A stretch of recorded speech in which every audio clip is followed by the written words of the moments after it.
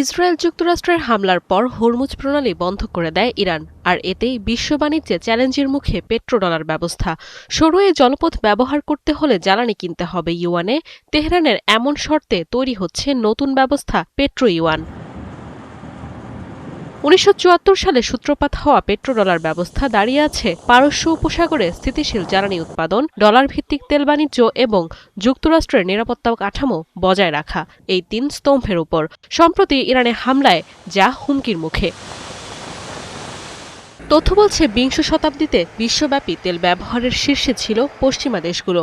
বর্তমানে সেই গুরুত্বের কেন্দ্রবিন্দু সরে এসেছে এশিয়ায়, আর এই জ্বালানির বড় একটি অংশই আসে উপসাগরীয় অঞ্চল থেকে। এখন এই তেলের বৃহত্তম ক্রেতা যদি আটলান্টিক অঞ্চলের পরিবর্তে এশিয়ায় অবস্থান করে, তাহলে স্বাভাবিকভাবেই লেনদেনের মুদ্রার পরিবর্তন ঘটবে। এরই মধ্যে দৃশ্যমান হচ্ছে প্রাথমিক লক্ষণগুলো। ২০১৮ সালে সাংহাই ইন্টারন্যাশনাল এনার্জি এক্সচেঞ্জে ইউয়ান ভিত্তিক অপরিশোধিত তেলের ফিউচার ট্রেডিং শুরু করে চীন। এছাড়া বেশ কয়েকটি উদীয়মান অর্থনীতির দেশও স্থানীয় মুদ্রায় বাণিজ্য ব্যবস্থার উপায় খুঁজছে। অন্যদিকে উপসাগরীয় উৎপাদকরাও মাঝে মধ্যে ডলারের বিকল্প মুদ্রায় জ্বালানি লেনদেনের ইতিবাচক ইঙ্গিত দিয়েছে। এদিকে পুরো বিশ্ব যদি দেশীয়ভাবে সহজলভ্য ও নবায়নযোগ্য জ্বালানি এবং পারমাণবিক শক্তির মতো আরও স্থিতিশীল উৎসের দিকে ঝুঁকতে শুরু করে, তাহলে বিপাকে পড়বে ডলার নির্ভর তেল গ্যাসের বিশ্ব বাণিজ্য। তেল থেকে সরে আসার এই পদক্ষেপটি অন্যান্য মুদ্রায় এর মূল্য নির্ধারণের চাপের মতোই শক্তিশালী হতে পারে।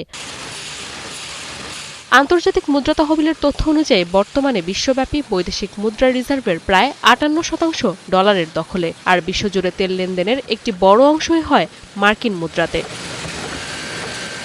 তবে মুদ্রা ব্যবস্থা খুব কম সময়েই শুধু অর্থনীতির উপর নির্ভর করে টিকে থাকে, বরং মুদ্রার আধিপত্য সাধারণত ভূরাজনৈতিক নেতৃত্বের পথ অনুসরণ করে।